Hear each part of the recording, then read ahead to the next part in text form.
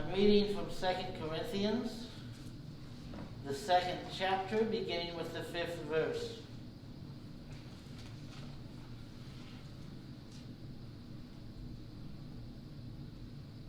If anyone has caused grief, he has not so much grieved me as he has grieved all of you, to some extent, not to put it too severely.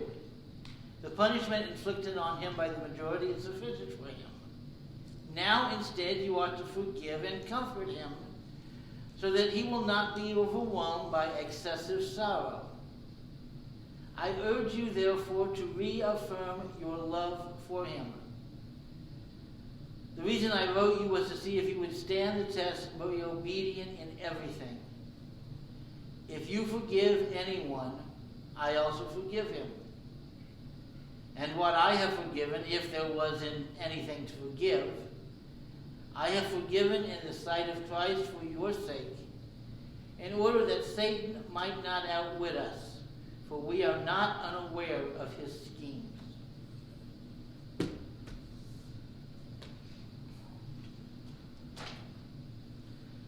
Well, we're quickly approaching the holiday season.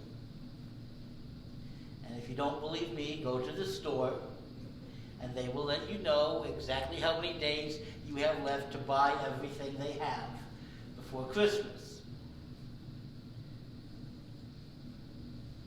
And Christmas and Thanksgiving are some of the most stressful times of the year for a lot of people. And it really doesn't have much to do with finances. It doesn't have much to do with how much money am I going to be able to spend on presents this year for people. What's stressful about the holidays for most people is other people. Now, the obvious stresses, the traffic, going to the stores and seeing all those people there and feeling claustrophobic. I'm not generally claustrophobic. But when I was working at Walmart and had to work Black Friday, I got claustrophobic all of a sudden. And I wasn't in a small space. Walmart's a big store. But all those people all around me made me nervous, stressed me out. And those were just strangers. But, they managed to upset me, especially the ones who would come up to us working Thanksgiving Day and say, "Oh, it's such a shame you have to work today." And not being allowed to tell them, "Yeah, well, if you didn't show up, we wouldn't have to work today." Those were just strangers upsetting me.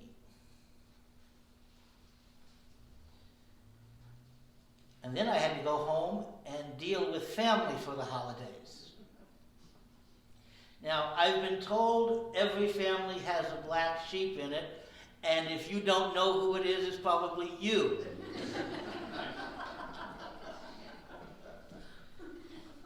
I love my family.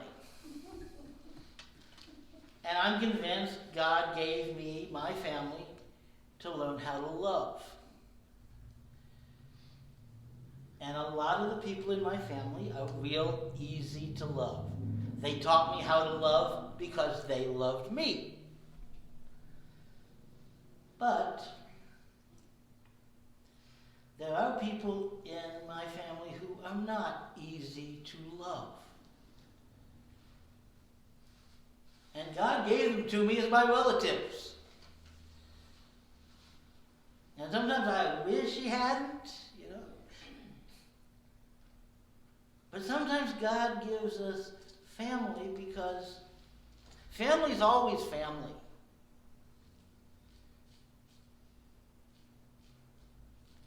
And my uncle was always going to be there at Thanksgiving. And he was always going to say or do something stupid. And he was always going to offend people. And was always going to end in a fight. Well, not a physical fight, but yelling at each other. But in spite of that, he was still family. And in spite of that, when he needed my other uncles or my aunt for something, they were there for him.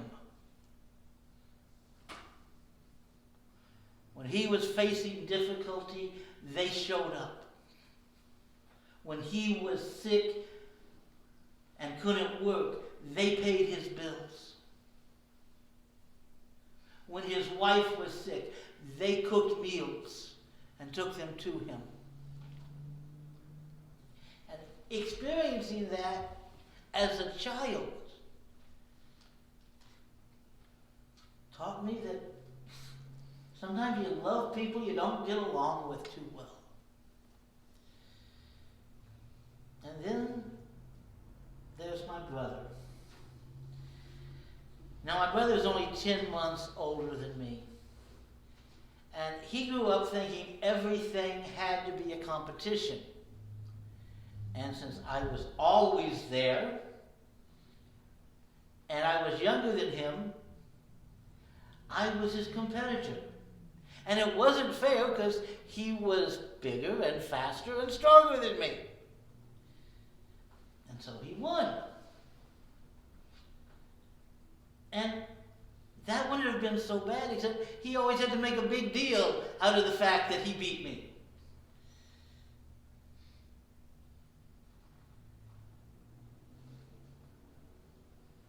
But we don't get along, even to this day. And he lives in Florida, and I live here, and I like that just fine. There's the old saying, absence makes the heart grow fonder, and sometimes it really does. But I love him. I forgive him. And then there's my great aunt, Eleanor. Now this is a story more about Rosie, my wife, and my great aunt. We went to a family reunion shortly after the triplets were born. And of course, everybody wanted to see the triplets. And we've got them all in their little strollers sitting there, and she comes and looks at me and goes, "They're not as ugly as I thought they'd be." And I had to take Rosie outside for about an hour. We missed the prayer for dinner. Well, we came to the next family reunion a year later. And Rosie went up to my great aunt and said, "I forgive you." And she goes, "What for? What did I do that you have to forgive me for?" Can be a problem with forgiveness. You ever try to forgive someone who doesn't know they've done something wrong? Or worse, who doesn't care that they've done something wrong? She had no clue that what she had said might be considered offensive, especially by the baby's mother.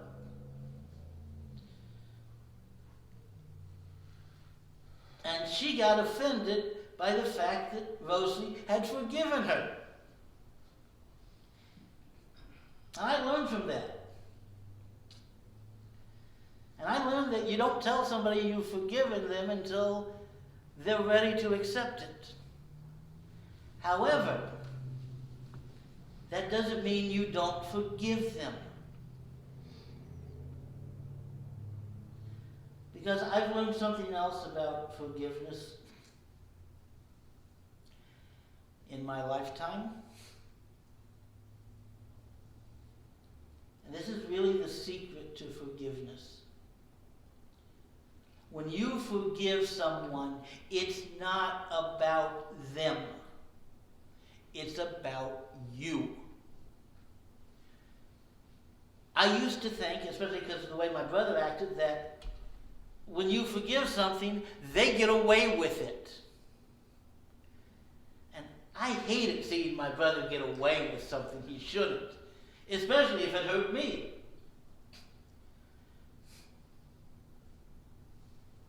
My sense of justice was offended by it. But I've learned over time that forgiving others is about you, not about them. There's a story from the Middle Ages. An old priest and a young priest were walking through the countryside down the road. And they came to a river that didn't have a bridge on it. And standing by the bank of this river was this noblewoman with some of her servants around her. Now, her servants couldn't carry her across the river because they were armed and they needed to protect her. So the noblewoman looked at the older priest and said, "Carry me across the river." And all of her servants reached their hands on the swords to make sure that the priest did what they asked. So the priest carried her across the river and put her down. And she and her servants went on their way. Well, the young priest was furious. First, she made him carry her across the river, and then she didn't even show any gratitude for it. And he's scowling and walking in silence for a couple of hours. And finally, the older priest goes to him, looks to him and says, "What's wrong?" And he goes, "That woman, that horrible woman, the way she treated you." And he goes, "Yes, but I put her down after we crossed the river. Why are you still carrying her?" The priest's forgiveness of that woman would do nothing for the woman. She didn't think she'd done anything wrong. She did what she was entitled to, what she had the power to do. Now, maybe she should have thought that she'd done something wrong. Certainly she should have shown some gratitude. But whether or not he forgave her had no effect on her. They probably weren't even going to see each other again, ever.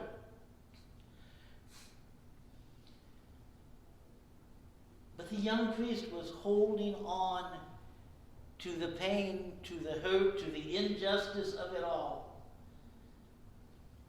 And he'd been miserable for 2 hours because of her.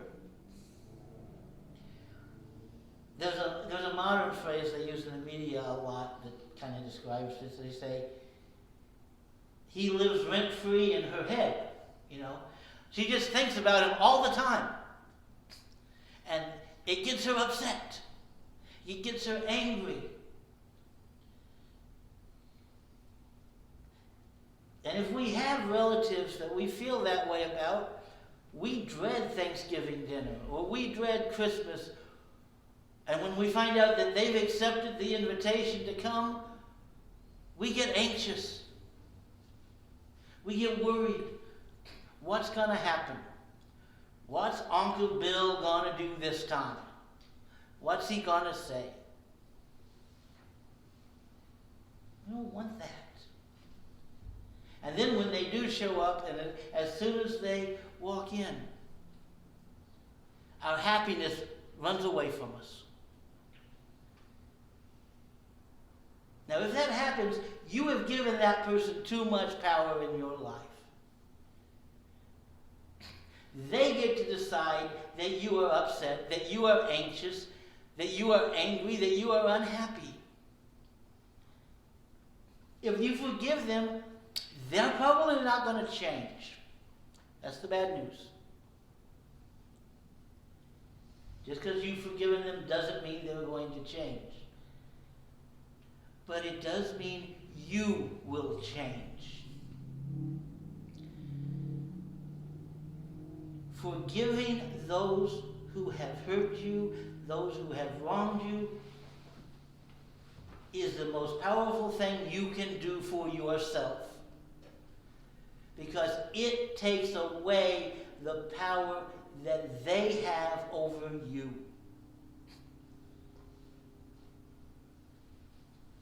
Someone you have not forgiven has power over your peace of mind. And you know, the people that I have the hardest time forgiving are those I least want to have power over me. So it's kind of a catch-22. If I don't forgive them, they're still going to have that power over me. The only way to free myself is to forgive.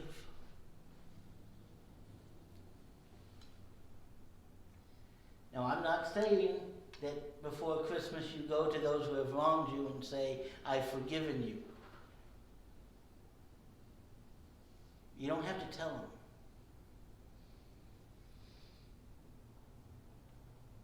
But in your heart, you have to forgive. You have to let go of what they owe you, of what they have done to you, of how they have hurt you. And you will find that the holidays are a much more peaceful and enjoyable time.